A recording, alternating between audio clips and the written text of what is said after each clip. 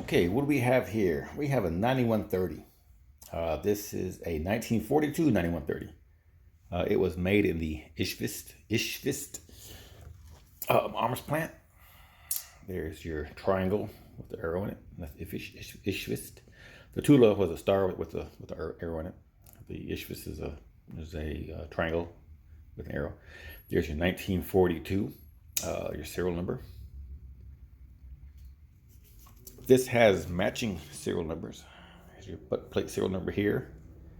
Here's your number on the bolt. Of course, the one on the receiver. And the rarity of it all is the bayonet also has matching serial numbers. Now, this is 1942. In 1942, the Soviet Union were pumping these out like crazy. Nazi Germany had invaded, and they were pumping them out fast enough to where they stopped really caring about fit and finish. I got a 1938 Tula that is older than this. Again, it is 1942. Okay, 1938. That is the metal work, the tooling is really nice. Unfortunately, it came with only a receiver and the barrel, so I don't have a stock with it. But all the metal work is very nice compared to this one. Now, I'm assuming both were wartime rifles, because back in those days, again, the Soviet Union was trying to throw a rifle in every person's hand that could go out and fight. But the difference is, if you look at this here, in 1942, you see a lot of chatter mark on the metal work. Yeah, see it right there. A lot of when they put it to the mill and they were milling this stuff out. There's a lot of right there. We're about a lot of chatter marks. And this isn't battlefield damage. This is off the manufacturing floor. This is how they made them, because they were not caring about fit and finish. Even the stock, I'm thinking this is not a post World War II repair. I really think this probably came from the factory. They were just scrapping wood together. They had some stock wood made of stock, and it was missing a piece, so they stuck another piece underneath it and then made this stock. So yeah, just the fit and finish isn't good. I want to try to find photos of get photos. I want to post some photos of my Tula, so you can sort of see the difference in the fit and finish. But either way, they still fire real good. They still shoot real good. Even the bayonet, it has it's just they were no longer caring about getting all these little mill marks. They put this in the machine, and the machine mills all this, rotates and cuts all this metal down. And they were just not caring. If I get this focused, yeah. They just, when you're at war, and when you get invaded by another country, you're no longer caring about how pretty your rifles looked. You just need to get them out there and get them shooting in the war. But the sort of the story behind this rifle here. I used to go to a place called Fountain Farms, and now I'm gonna tell you right now, I paid $600 for this thing, and I know what people are gonna say. $600 is like, $500 more than it's worth. And most times you probably be correct. The very fact that this has all matching serial numbers, including the bayonet, which is really it's a rare thing nowadays to have one of these. The gun shop had a couple of these out there with missing bayonets, and they had one with the bayonet that had mixed match serial numbers. So, Fountain Farms, I went in there one day and I was just looking around. I'm always looking around. They had AKs and ARs, and they had old rifles and lever actions, and they had a lot of old stuff. And they're a bit overpriced anyway. But all my searching online, every time I saw a gun broker, saw a firearm like this, 9130. They had matching serial numbers. They wanted, they're like asked for $700, $800. So when I saw Fountain Farms have one of these, and They had all matching numbers. I went ahead and scooped it up. Now, Fountain Farms now is out of business. About three months after I bought this, they got raided by ATF and got stuff in trouble for things that they were doing on under the table stuff they're doing. So I'm sort of fortunate that I snagged this before they closed. Now, interesting thing, the barrel is bored out, about 2 inches of the barrel. Let me see if I can give me a dowel and show you what I mean about that. Okay, so there's the barrel. I'm gonna use a little cleaning rod here. Now I want to insert the cleaning rod. Now this should not just go in there, but you're gonna see where it's gonna stop. Right there it stops. That's about, I'll say an inch and little shy of 2 inches, like an inch and a half, an inch and 3/4, something like that. So about an inch and a half, about an inch and 3/4 of this barrel has been bored out. Now the reason they bored these out, because during World War II, so many rounds went through this barrel that at the very end of the barrel, let me get the camera at the end of the barrel. All right, there we go. The very end of this barrel, as rounds were shooting through it, began to erode, and a lot of World War II, a lot of old rifles that's gone through a lot of battles, had a lot of rounds to it, will often get erosion right there in the barrel, and all the rifling slowly begins to erode out of it as the bullet leaves the barrel, and all that hot gas and blast and heat and just slowly scour out this barrel. Anyway, so when it gets after the war, it gets back to the arsenal, back to the storage area where they're going to store these at. They're inspected. Often they're stripped down, cleaned up. Any broken parts are repaired. And if there's a lot of erosion inside this barrel, they will put this in a big vise, and they get a big big boring tool, and then they bore down to the point where there's good rifling still. So all the bad rifling, this one here, I see one once that was almost 3 inches of boring. This is again about an inch. So once they figure out how much of the rifling is no longer there or no longer good, they will bore down past that. So this the end of this barrel here has no rifling. It's just smooth bore, just smooth. And then it's about right here, there's rifling once again. So yeah, sort of neat little technique they used. I'm not sure if America or any other countries did that. I know again, the Soviet Union, after the war, we by the end of World War II, all these countries have made such leaps and bounds in technology. Where the SKS was being already in service. The AK-47s was soon to be in service. But the fact that the fact that the Soviet Union still saw it needed to get this old rifle and do the maintenance and get it cleaned up and fixed up and ready for the next war. It's very interesting how it's interesting of their mindset. I don't think. I could be wrong. I don't think the U.S. After World War II brought all their old rifles home and stockpiled them for like the next 70, 80 years.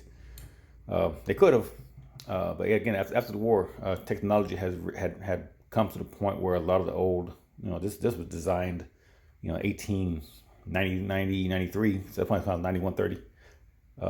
So 9130. So it was developed in 1891.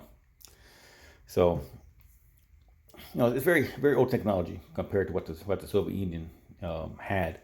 And again, like other countries, technology exploded. The SKS had a very short lifespan in the Soviet Union. Then it was handed off to other countries like China, and they mass produced the heck out of them.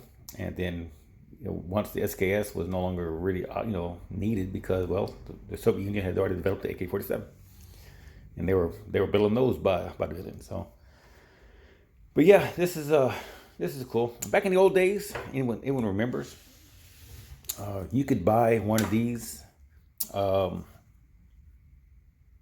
with sling, ammo pouch, bayonet. Often, if the gun store bought the whole crate, because at one time you could buy crates of these for very cheap. I remember a lot of people were buying whole crates instead of buying one for like $70. They'll buy a crate of them. I can't remember how many were in a crate, but the crates were cheap, very cheap, and buy them in bulk. And a lot of gun stores bought these in bulk, and they put the bayonet on it and hung ammo patch on the sling and threw the sling on it and sold them as a package for like $70. I bought one, I think one for like $75, something like that. And those days they had 9130s, they had M44s. They were dirt cheap because they were coming in literally by the crate. And a lot of the people who bring these crates in, they didn't know that every single part was serial numbered. And so, unfortunately, some they pop the crates open and get all the pieces together, and then the ammo pouch and the bayonets, and they didn't know the bayonets had serial numbers that matched the rifle and the bolt and everything else. And so you had a lot of mismatched parts. But once people got wise to this, you can go to a gun store and say, "Hey, I see some Mosins on the wall. Can I look at your bayonets on your other Mosins? And I want, if there's one there, I want the serial number to match this gun." And then a lot of gun shops were realizing everything is the Soviets serial numbered absolutely every part of this gun. And so yeah, so definitely I'm very, very fortunate that I had a bayonet and the rifle and all matching serial numbers, because nowadays, like I said, the place I bought this, they had a couple of these out there. Some had no bayonets, and some did, and this is the only one that had a matching number bayonet. So, yep. So let's take it out to the range, put some holes in paper, and see what a 1942 bored out, rough made 9130 can do at 100 yards. All right, here we go. Yeah, I like these old rifles. I like my AKs, my ARs. Slap a mag in and let loose.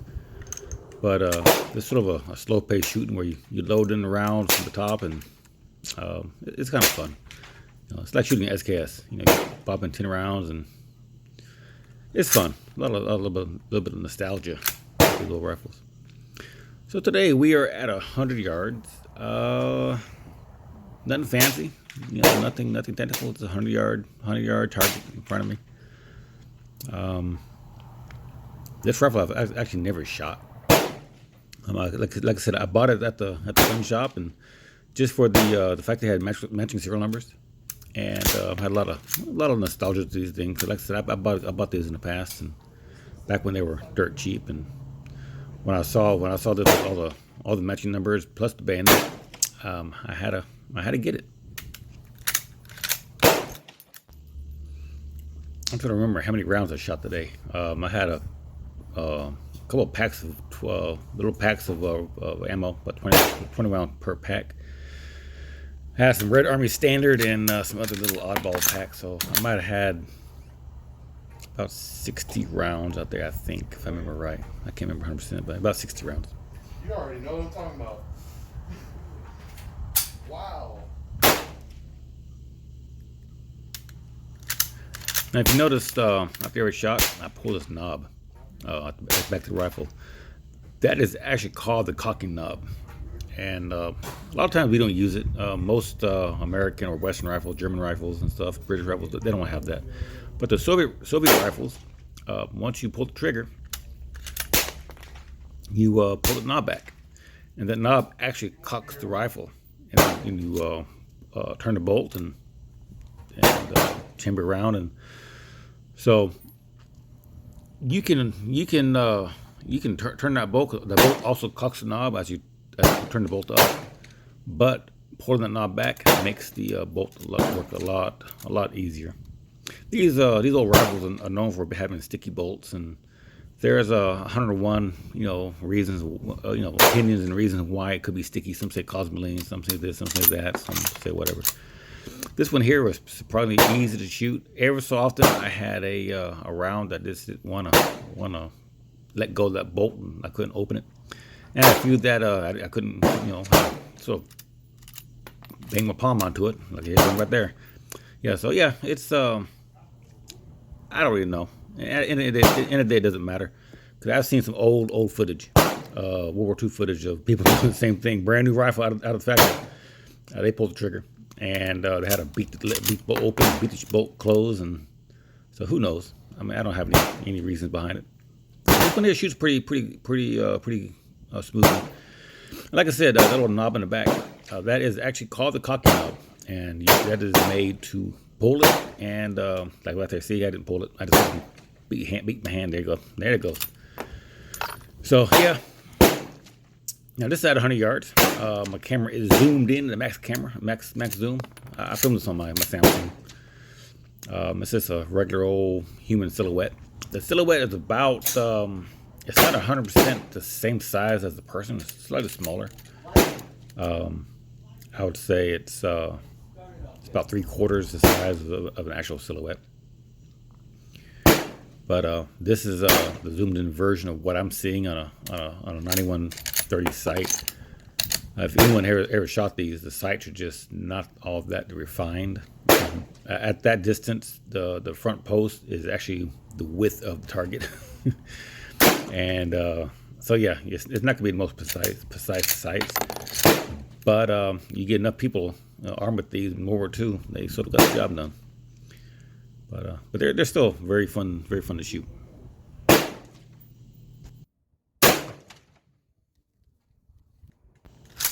There's that sticky bolt. There it is. There it goes. Yeah, back in the day, I lived in Florida, and the first time I ever bought one of these, I was living in Florida, and I was at a gun show in West Palm Beach, and these were like $80, something like that. I mean, they were cheap. And they had these, and they had the M44s. They're about the same price. I mean, that back in those days, there was no distinction in rarity or how much, how many were made. The gun shops bought these by, slap that sucker for them. The gun shops bought these by the case, by the crate load, and sold them by the crate load. I mean, they just, we had this idea that they would never dry up and the price would always be cheap. And now they're dried up. Every so often, if you're going to find a couple coming in. But nowadays, with the whole Russia-Ukraine thing going on, the imports have completely dried up. And the only ones that are out there being sold still are the ones that have been left over and haven't been bought yet or been resold. And the prices are slowly climbing. If you're into collecting, I recommend buying one. You hear the legendary recoil of a 7.62 by 54R. And honestly, I think that this legend, this myth has came from new shooters because the recoil isn't that bad. I mean, I've seen all the memes and the jokes and stuff about the recoil and the blast of it, knocking down targets 100 miles away. And it's a lot of this, the new shooters and the nostalgia. These things really have no more or no less, power than a 308. 308 is a lot more modern cartridge than this. But the recoil is really not that bad, honestly. If you're firing a 30-06 or 300 Magnum, some of the larger calibers, you're hitting the recoil. But like I said, I think the legendary, so-called mythical recoil of the 9130s came from people who were buying these for the first time shooters. They were cheap, they were affordable, and their first gun was one of these. And they loaded the big old bazooka round into it. They pulled the trigger, and they're like, "Oh God Almighty, this is stout recoil." When in all reality, it's not that bad. So let's see how we did. So this came out of a 80-plus-year-old rifle that's been bored out. That's horrible. I got some hits on target. Again, this is the first time shooting this one. This is really meant to be a wall hanger or anything else. And yeah, I sort of expected that. I mean, my old 1938 Tula 9130 with a scope on it shoots pretty darn good. So maybe one day I'll revisit this and I'll stick to bayonet, because there's a myth out there that says that you stick a bayonet on these things, it's supposed to the barrel harmonics change or something mythical like that. So maybe I'll try it one of these days. But for now, that's gonna be it's gonna be good enough. Ain't the best, but it's better than a sharp stick.